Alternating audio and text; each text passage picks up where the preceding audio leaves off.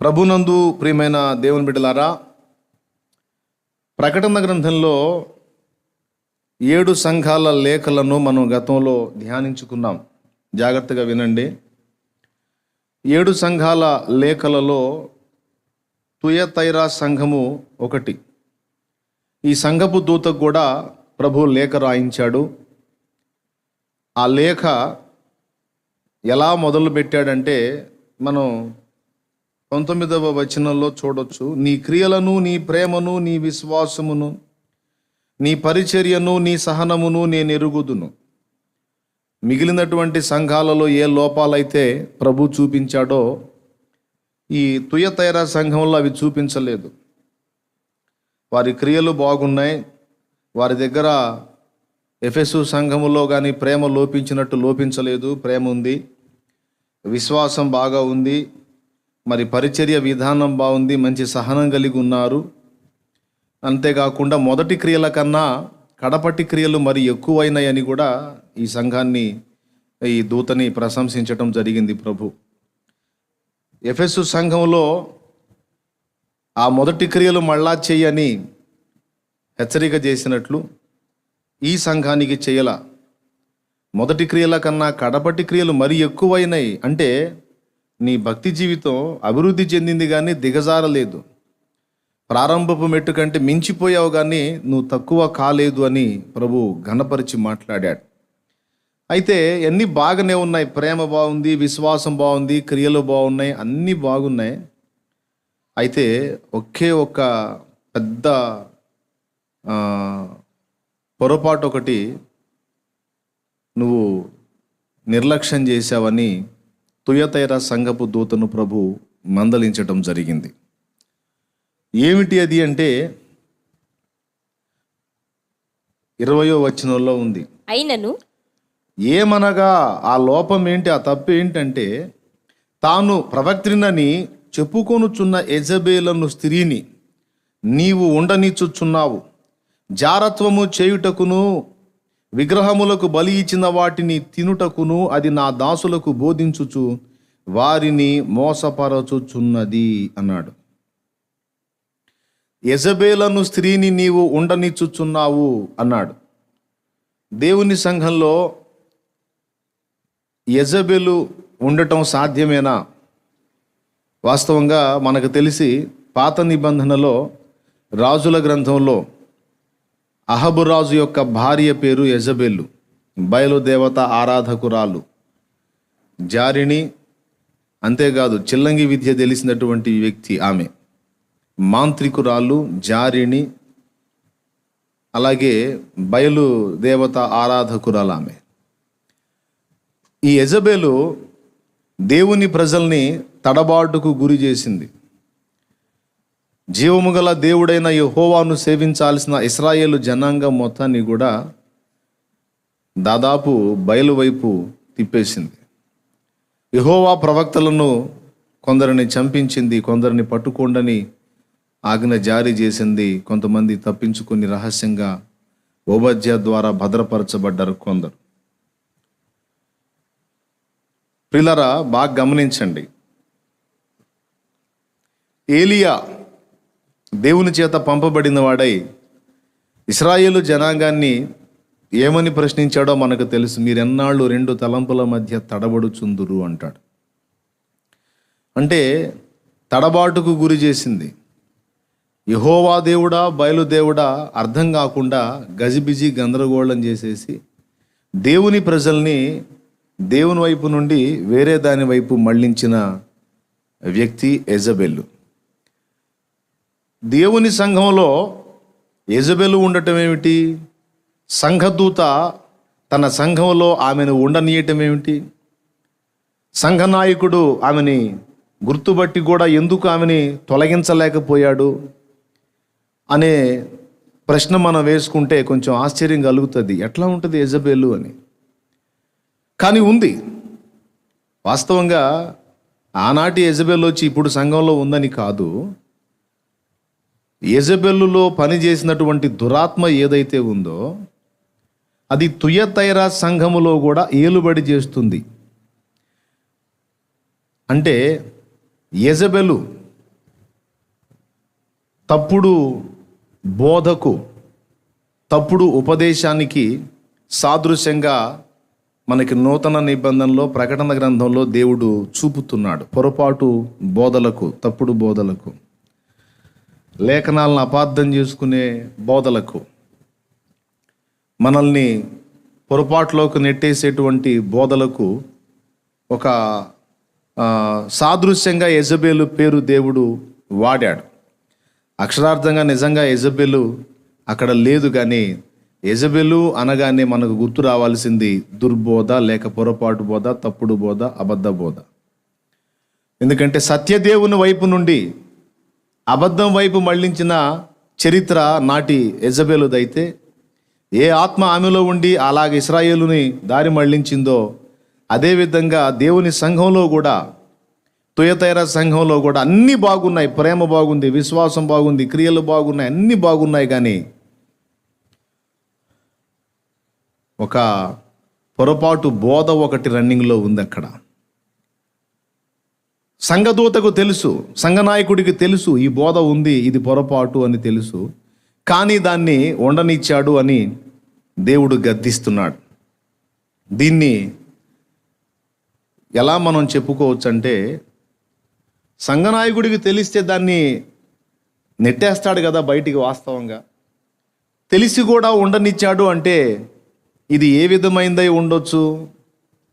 తెలిసి ఏ దైవజనుడైనా ఒక పొరపాటు బోధని అనుమతించే అవకాశం ఏ కోణంలో ఉంది అంటే, ఒక అద్భుతమైన మాట ఏమని చెప్పుకోవచ్చు అంటే, పారంపర్య బోధ ఉంటుంది చూసారా? పారంపర్య బోధ అంటే ఈయన వ్యక్తిగతంగా బైబిల్ చదువుతాడు, ఈయనకు కూడా అందులో వాస్తవాలు తెలుసు, కానీ ఈయనకు ముందున్నటువంటి వాళ్ళు ఒక పునాది వేస్తారు. మన సంఘ విధానం ఇది, మన సంఘ క్రమం ఇది, మన సంఘ పద్ధతి ఇది ఇంతే, మనం దీన్నే ఫాలో అవ్వాలి అని ఒక పునాది వేస్తారు.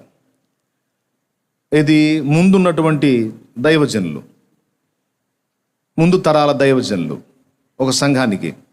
ఇక తర్వాత వచ్చేటువంటి దైవజనాంగం, ఆ సంఘంలో నాయకులుగా ఉండేవాళ్ళు వాస్తవం ఏంటో వాళ్ళకి తెలుసు.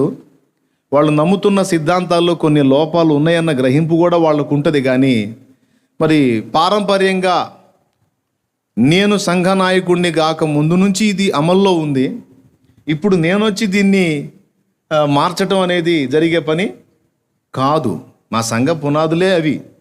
మరి ఇప్పుడు వచ్చి నేను కొత్తగా దీన్ని మార్పిడి చేయటం అంటే అది నేను కష్టాలు కొని తెచ్చుకున్నట్టు అవుతుంది. కాబట్టి నేను కూడా అందరితో పాటు ఓటేస్తే సరిపోతుంది, ఆ ఒక్కటే కదా, ఇక అన్నీ నేను దాదాపు మార్చేశాను, ఆ ఒక్క పొరపాటు బోధే కదా, ఏం పర్వాలేదులే అని ఇన్ని మంచి కొలతలు కలిగినటువంటి సంఘములో కూడా కొన్ని లోపాలను పారంపర్యంగా వస్తున్నాయి కాబట్టి ఇక వాటిని మార్చలేం బ్రదర్ అని చెప్పి వాటిని అలాగే కొనసాగింపచేయటం తుయతైరా సంఘపు అనుభవం. దేవునికి స్తోత్రం కలుగును గాక. అవి మార్చలేం బ్రదరు, అది మా డినామినేషన్ విధానం, అది మా పద్ధతి, అది దాన్ని ఇంక మనం చేంజ్ చేయలేము, ఎందుకంటే పెద్దోళ్ళు అట్లా వేసారు పునాది. పెద్దోళ్ళు ఆ పునాది వేసేసారు కాబట్టి ఇక నాకు ఇప్పుడు అన్నీ తెలిసినా నేను మాత్రం ఇక అందులోనే ఉంటాను కానీ ఇందులోకి రాను అని మంకు పట్టి కూర్చోవటం తుయతైరా సంఘపు దూత యొక్క పొరపాటు లక్షణంగా మనం అనుకోవచ్చు. ఎందుకంటే ఆమె తెలుసు, తేడా చెబుతుందని తెలుసు, కానీ ఉండనిచ్చాడు. దీన్ని ఎలా చెప్పుకోవచ్చు అంటే, ఒకవేళ ఈ సంఘ నాయకుడు అక్కడికి రాక మునిపే సీనియర్ ఏమో ఆమె ఆ సంఘంలో. ఇప్పుడు సీనియర్స్ ఆజ్ఞలు పాటించాలా సేవకుడు. కొన్ని సంఘాలలో కొంతమంది నాయకుడిని కూడా శాసిస్తారు, ఆత్మీయ నాయకుడిని కూడా కూర్చో అంటే కూర్చోవాలా, లే అంటే లేవాలా. కొన్ని సంఘాల్లో ఈ పద్ధతి ఉంది. టైం కూడా ఎంత ప్రసంగించాలో వీళ్ళే చెప్తారు. ఆఖరికి వాళ్ళు ఏ కార్యక్రమాలు పెట్టినా సరే దానికి పాస్టర్ గారు సపోర్ట్ చేయాలా, లేకపోతే పాస్టర్ ఊస్టింగ్ అయిపోయింది అనమాట. కాబట్టి పాపం తను ఆత్మీయుడై ఉండి కొన్ని విషయాల్లో బ్యాలెన్స్గా ఉన్నప్పటికీ మరి ఆల్రెడీ చాలా కాలం నుంచి వాళ్ళు సంఘంలో సభ్యులుగా కొనసాగుతున్నారు. మళ్ళీ వాళ్ళని కదిలిస్తే మనకు సమస్య వచ్చిద్దేమో అనే భయంతో ఆగాడో, లేకపోతే మరి ఎట్లా అనుకున్నాడో. ఇలాంటి ఒక పర్సన్ని ఆ పారంపర్యంగా నాకంటే ముందు నుంచి ఇది అమల్లో ఉంది కనుక దీన్ని నేను తొలగించడం ఇప్పుడు యుక్తం కాదని రాజీ పడిన విధానాన్ని ఖచ్చితంగా దేవుడు గుర్తుపట్టి ఖండిస్తున్నాడు. నువ్వు ఎంత ప్రేమ కలిగిన వాడవైనా, నీ క్రియలు ఎంత అభివృద్ధి చెందినా, నువ్వు ఎంత గొప్ప విశ్వాసం గలవాడవైనా, నువ్వెంత సహనం గలవాడవైనా అబద్ధ బోధను సహించడానికి వీల్లేదు. దుర్నీతిని ఇష్టపడక సత్యమునందు సంతోషించున్నదే ప్రేమ. బ్రదర్, నాకు చాలా ప్రేమ బ్రదర్. ఎంత ప్రేమ అంటే నేను చాలాసార్లు చాలామంది నాకు ఎంతో అన్యాయం చేసిన నేను క్షమించా బ్రదర్. ప్రేమ గలవాడు. అమర్యాదగా నడుచుకోను, అహంకారిగా ఉండను, చాలా దీనుడుగా ఉంటాను, వినయం కలిగి ఉంటాను, సాత్వికుడిగా ఉంటాను, తగ్గింపు కలిగి ఉంటాను, దీర్ఘకాలం సహిస్తాను బ్రదర్. ఇవన్నీ కూడా ప్రేమలో ఉండే లక్షణాలు బ్రదర్. 1 కొరింథీ పత్రిక 13వ అధ్యాయం 1వ వచనం నుంచి పౌలు గారు చెప్పినట్లు సర్వోత్తమ మార్గంలో ఉన్న సంగతులు బ్రదర్. ఇవన్నీ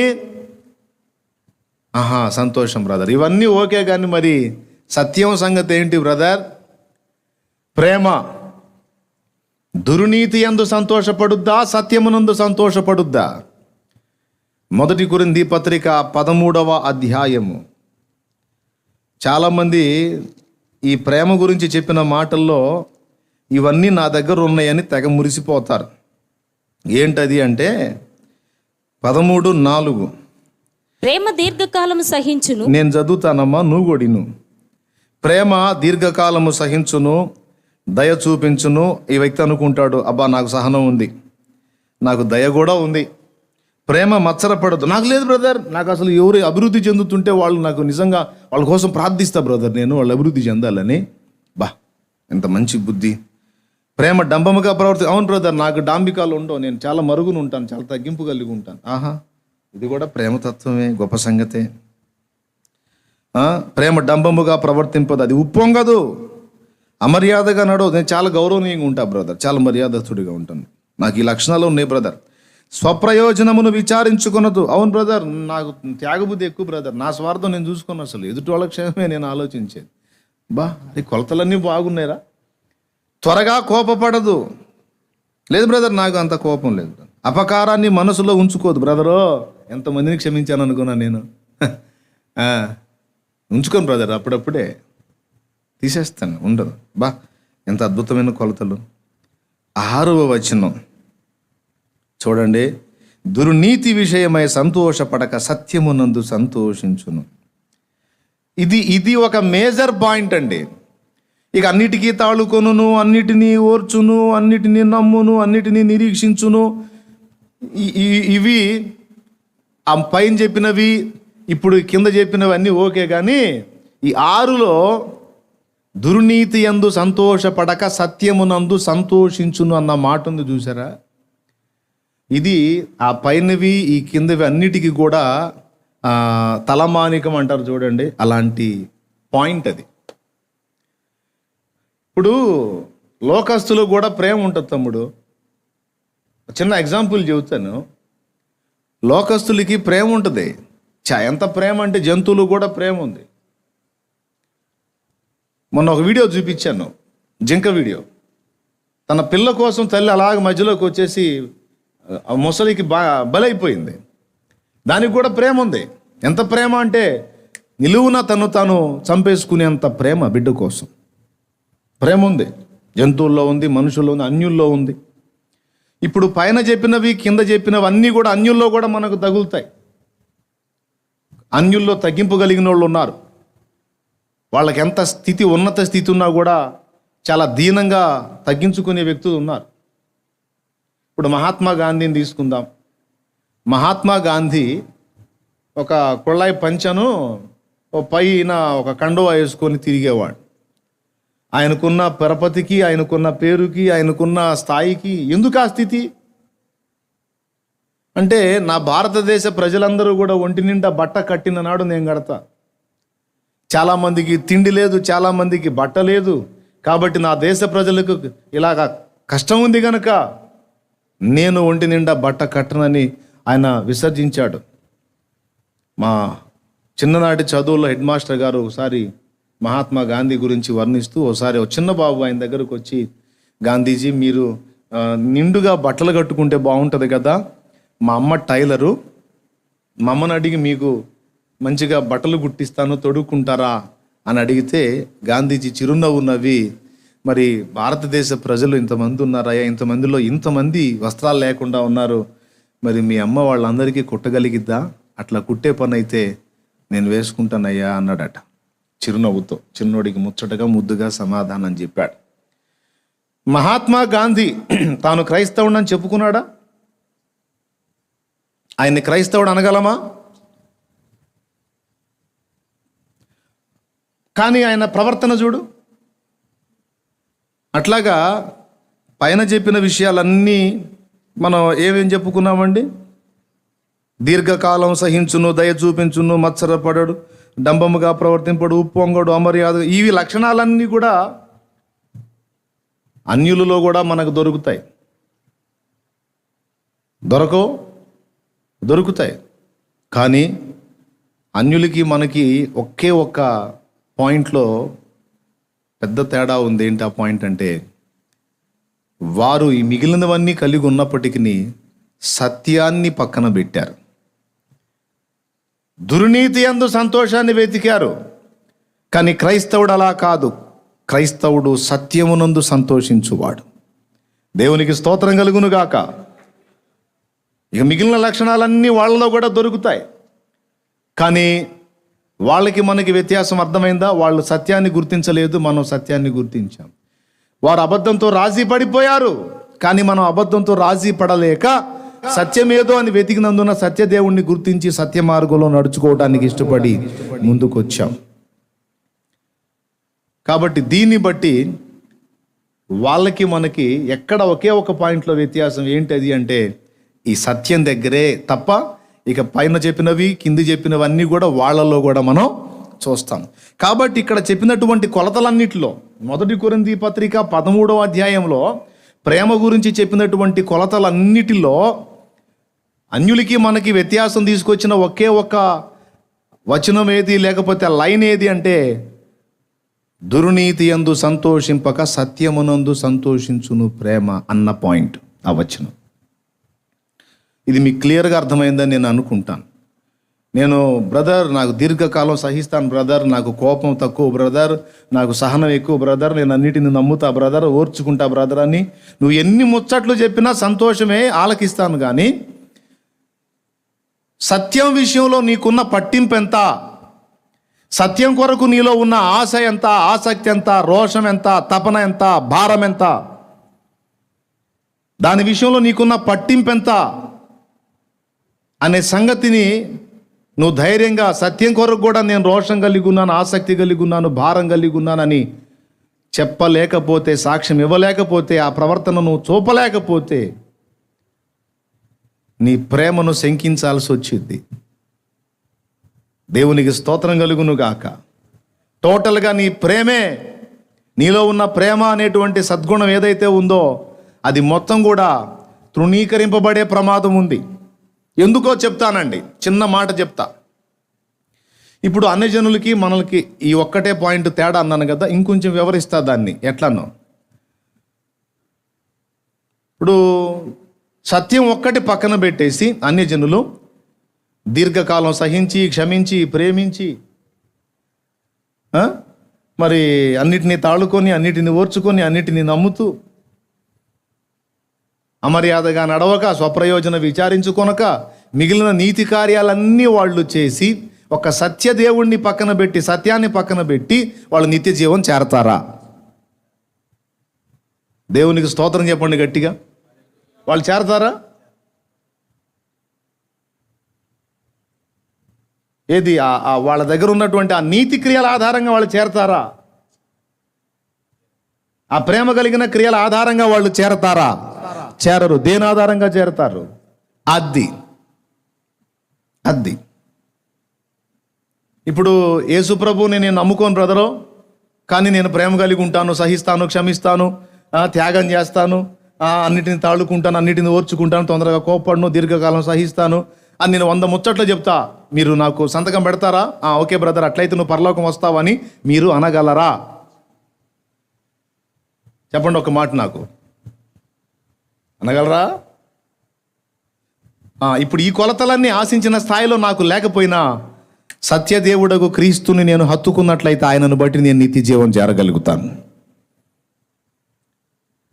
ఆ పైన చెప్పిన లక్షణాలు, కింద చెప్పిన లక్షణాలు ఆశించిన స్థాయిలో లేకుండా కొద్ది గొప్ప తక్కువైనా సత్యదేవుణ్ణి, సత్యమును బట్టి నేను నిత్య జీవానికి చేరగలుగుతాను. ఇందులో డౌట్ లేదుగా.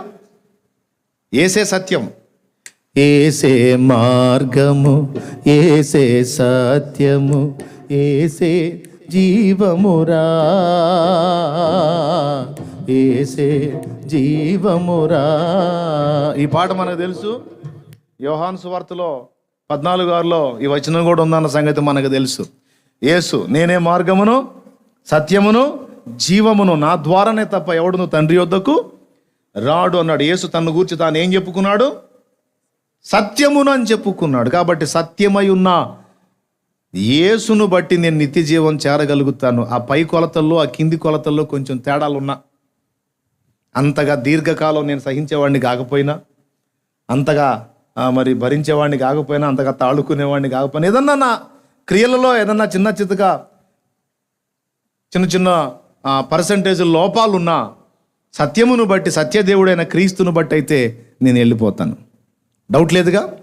కానీ ఆ ఒక్కటి పక్కన పెట్టేసి, సత్యం ఒక్కటి పక్కన పెట్టేసి, బ్రదర్ నేను అబద్ధాన్ని నమ్ముతాను కానీ ఇవన్నీ చేస్తాను అంటే ఆ వ్యక్తి వెళ్తాడా? నిత్య జీవానికి వెళ్తాడా? ఇది ఈరోజు లైవ్లో వీక్షిస్తున్న వాళ్ళు, తర్వాత వినబోతున్న వాళ్ళు కూడా గుర్తుపెట్టుకోండి. చాలామందికి బ్రదర్ ఈ సత్యం అని, సిద్ధాంతాలని ఇవన్నీ మనకి ఎందుకు బ్రదరు? మనం ఏదో మనకు దోసింది, మనం ఏదో దేవుడు మనకి ఇచ్చింది 4 మొక్కలు చెప్పేసుకుని వెళ్ళిపోతే పోతుంది. ఇక మనకి ఎన్ని అవసరం అంటాం? అంటే దేవుడు ముఖ్యంగా పట్టించుకున్నది దాన్నే. తుయతైరా సంఘంలో ఏమేం చెప్పాడు? అన్నీ బాగున్నాయి అన్నాడు. నీ ప్రేమ బాగుంది అన్నాడు, నీ సహనం బాగుంది, నీ క్రియలు బాగున్నాయి, నీ విశ్వాసం బాగుంది, నీ ఫస్ట్ క్రియల కంటే చివరి క్రియలు ఇంకా అద్భుతంగా ఉన్నాయి అన్నీ చెప్పి, ఇన్ని బాగున్నాయి కాబట్టి ఇక నువ్వు కూడా పర్వాలేదులే అనలా.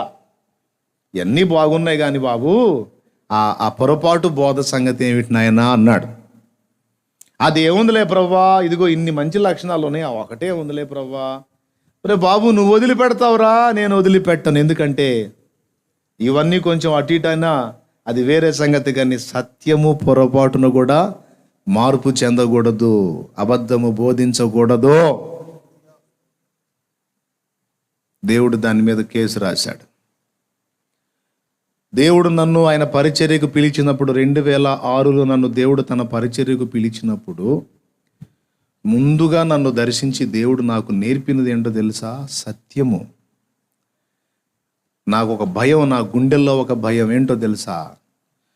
ఒక సమూహాన్ని దేవుడు నాకు అప్పగిస్తున్నప్పుడు వారికి సరైన రీతిలో ఉపదేశం చేసి వారిని పరిపూర్ణతలోకి నడిపించి వారందరినీ నిత్య జీవంలో చేర్చున్నట్లుగా నేను జాగ్రత్తలు తీసుకోవాలి. ఒక సమూహాన్ని దేవుడు నాకు అప్పగిస్తాడు.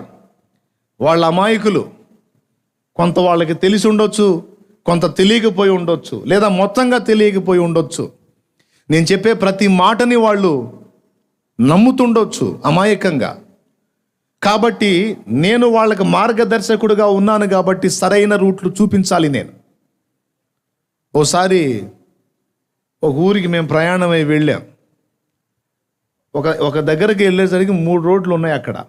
ఒకటి ఎదురు రోడ్డు ఉంది, ఒకటి ఈ ప్రక్కకు ఉంది, ఒకటి ఈ ప్రక్కకు ఉంది. అక్కడ ఒకడు నిలబడి ఉంటే అతను అడిగాం, ఫలానా ఊరు వెళ్ళాలి, ఎటు పోవాలని. వాడికి తెలియకపోతే నాకు తెలియదు బాబు అంటే సరిపోను. వాడు అది ఇటుపోండి అన్నాడు. ఇప్పుడు మాకు మార్గదర్శి ఎవరు? అతను అక్కడ నిలబడ్డాడు, కానీ మాకు ఏ మార్గం చూపించాడు? రాంగ్ రూట్ చూపించాడు, పొరపాటు మార్గం చూపించాడు. అందులోకి వెళ్ళి కొన్ని కిలోమీటర్ల దూరం పోయి ఎంత పోయినా ఊరు రాటల్లా. అంత కాన్ఫిడెన్స్గా చెప్పాడు కదా అని మేము పోతా ఉంటే ఎంత దూరం పోయినా ఆ ఊర్రాలా. చివరికి అక్కడ ఒకడిని అడిగాం, ఒరే బాబు ఎవరురా మీకు చెప్పింది, భలేవాళ్ళలాగా ఉన్నారు, మీరు చాలా దూరం వచ్చేసారు, వెనక్కి పోయి ఎక్కడైతే మీరు సెంటర్ అని చెప్పారో అక్కడ నుంచి చిన్నగా తూర్పు వైపు వెళ్ళిపోండి, మీరు వెళ్ళిపోతారని చెప్పాడు. అంటే మాకు చెప్పినోడు పొరపాటు చెప్పాడు. దాని ఫలితంగా మేము మా సమయము, మా ప్రయాస, ఆయిల్ ఖర్చు, టైం ఖర్చు అంతా నష్టపోయాం కదా. ఒక మార్గం, ఒక అడ్రస్ తప్పు చెప్తేనే ఎంతో కోపం వస్తుంది, బాధ కలిగిద్ది. రేపు నన్ను వెంబడించే బిడ్డలకు నేను చెప్పిన బోధలో ఏమాత్రం లోపం ఉన్నా, దానివల్ల వాళ్ళు నష్టపోయినా, ఒకరోజు కాదు 2 రోజులు కాదు, యుగాలు తిడతానే ఉంటారు నన్ను. ఈ సంగతి నాకు తెలుసు. దేవునికి స్తోత్రం కలుగును గాక.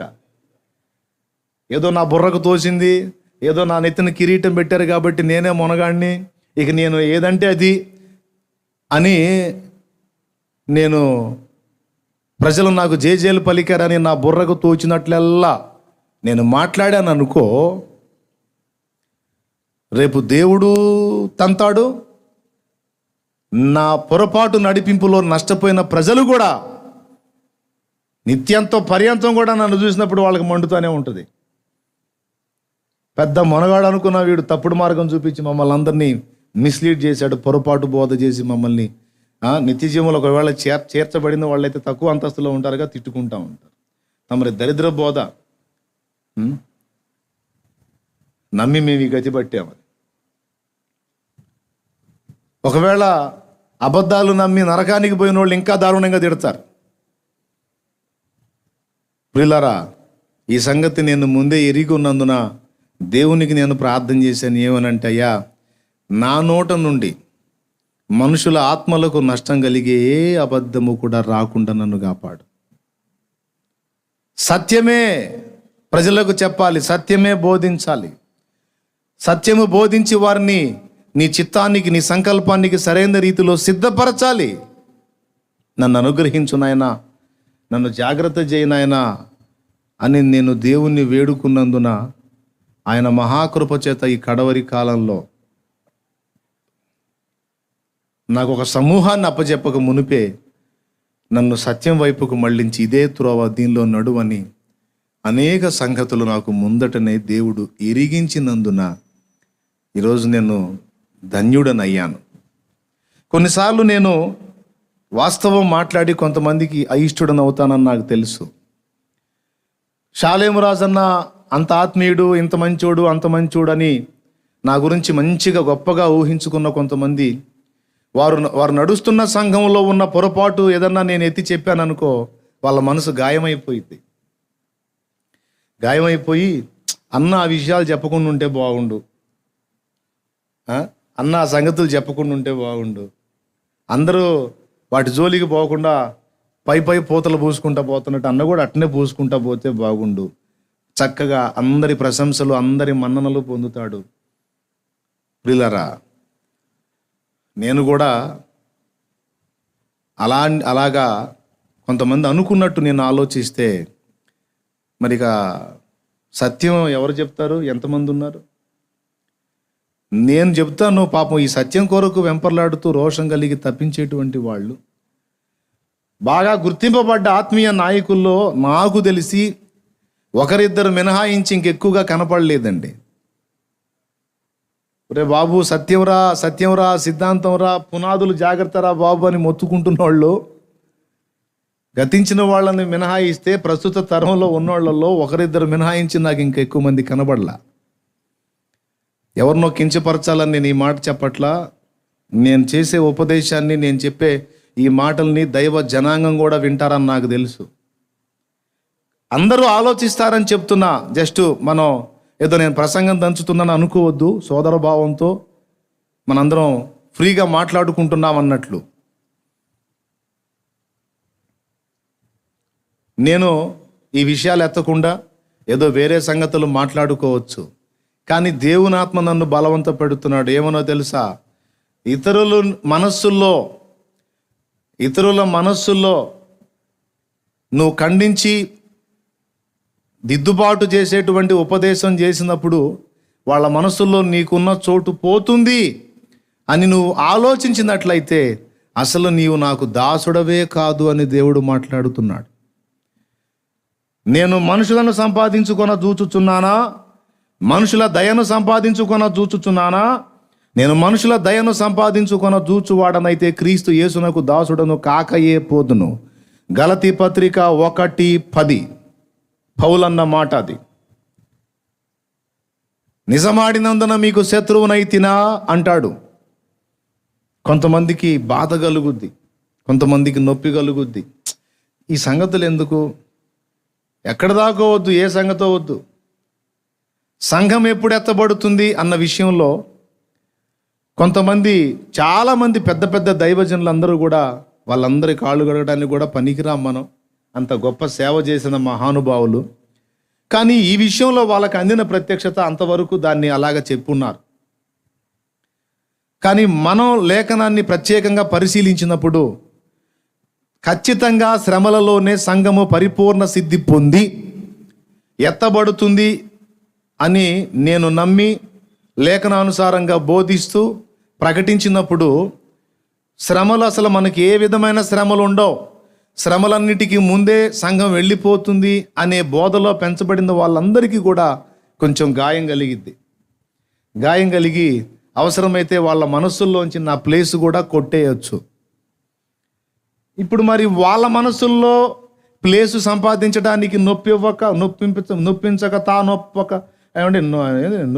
తానొవ్వక తప్పించుకు తిరుగువాడే నేర్పరి సుమతి అన్నట్టు, మరి పాపం వాళ్ళేమో పారంపర్యంలో మరి మాకు సీనియర్ ఆయన అట్లా చెప్పాడు, తర్వాత వచ్చిన ఆయన కూడా అంతే చెప్పాడు, ఇప్పుడున్న ఆయన కూడా అదే బోధిస్తున్నాడు మాకు, నువ్వేమో మంచోడు అనుకుంటూ నువ్వేందో ఈ సంగతి చెబుతున్నావు అని కొంతమంది నన్ను పారంపర్య బోధన బట్టి పక్కన పెట్టే అవకాశం లేకపోలేదు. అయినా పర్వాలేదనే ఫిక్స్ అయి నేను మాట్లాడుతున్నా కొంతకాలంగా. దేవునికి స్తోత్రం కలుగును గాక. హల్లెలూయా. దేవుడు నాకు నేర్పించినంత వరకు సత్యములు, బైబిల్ అంతా ఎరిగిన జ్ఞానినని మేధావినని నేను చెప్పను. ఆ ముక్క ఎవరు చెప్పినా ఒట్టిదే. నేనుగా వాక్యాన్ని ధ్యానించాను. బైబిల్ వ్యాఖ్యాతలు ఏమని బోధించారో అది కూడా ధ్యానించాను. నాకు ముందున్న ఉపదేశకులు, నా సమకాలీన ఉపదేశకులు ఏం బోధిస్తున్నారో వాటిని కూడా లక్ష్య పెట్టాను. అన్నిటినీ పరిశీలించి మేలైన దాన్ని చేపట్టమని ముందే చెప్పాను కదా. సత్యం చాలా ప్రాముఖ్యమైందని. ఆ సత్యం నాకు అవసరం, సత్యమే కావాలి, సత్యమే బోధించాలి అని మంకుపట్టు పట్టి కూర్చొని దాన్ని తేటగా తీసుకొని నాకు పూర్తిగా గ్రహింపున్న సంగతులు మాత్రమే నేను ఎత్తి మాట్లాడుతున్నా. కొంతమందికి ఇంకొక కారణం చేత నేను నచ్చను. షాలేము రాజు సువార్త బాగా చెప్తాడు, ఆ వేదాల జోలికి పోకుండా ఉంటే బాగుండు, ఆ హైందవ సాహిత్యం జోలికి పోకుండా ఉంటే బాగుండు. పాటలు బాగా పాడతాడు,